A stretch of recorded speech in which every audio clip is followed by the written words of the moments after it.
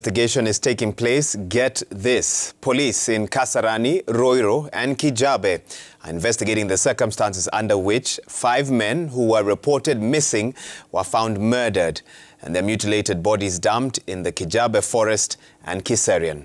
The families positively identified blogger Franklin Obegi, Moses Nyachai, Fred Obare, Paminas Wanjohi, and another man only identified as Eli at the City Mortuary. And they want police to speed up investigations into their mysterious disappearance and subsequent murder. Preliminary investigations by police show that the 5 could have been involved in online fraud, as one of the victims had been arrested following a complaint at the Roiro police station, a matter that was later settled out of court. Evans Bowendo is a father in distress.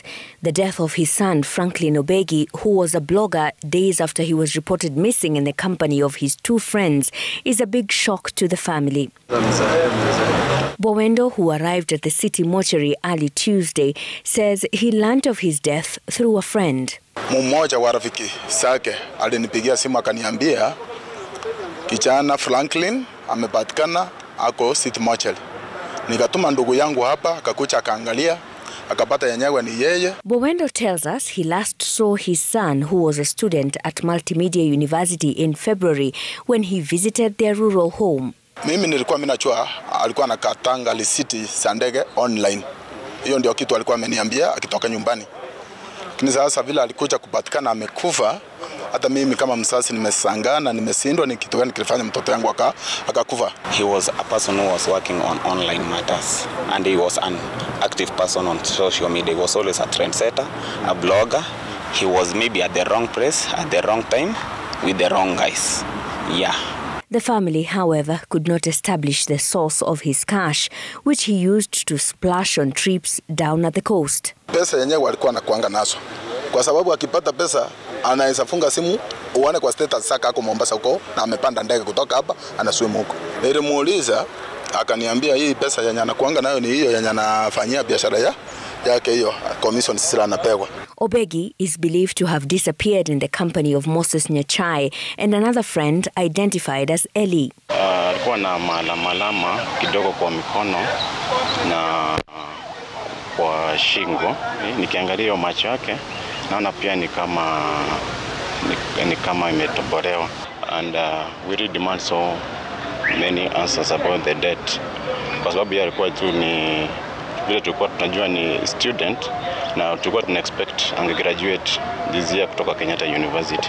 What is more puzzling is that the trio's friend, Fred Obare, who informed their families of their disappearance on 14th June, also went missing 2 days later and was found murdered in Kiserian on Sunday night.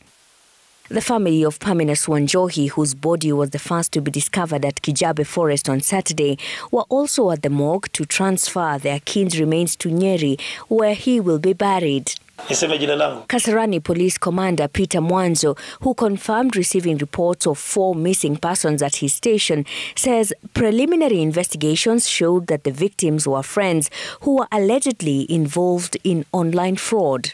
Ripoti tulio nayo ni kwamba walikuwa wanafanya kazi za online. Kuna hizi mambo kama za they call it cryptocurrency.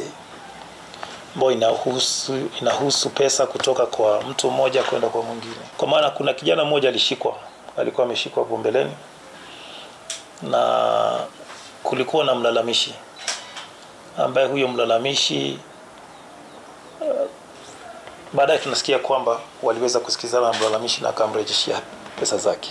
Mwanzo says the matter is still under investigation in Roiro, Kijabe and Kasarani police stations where the incidents were reported.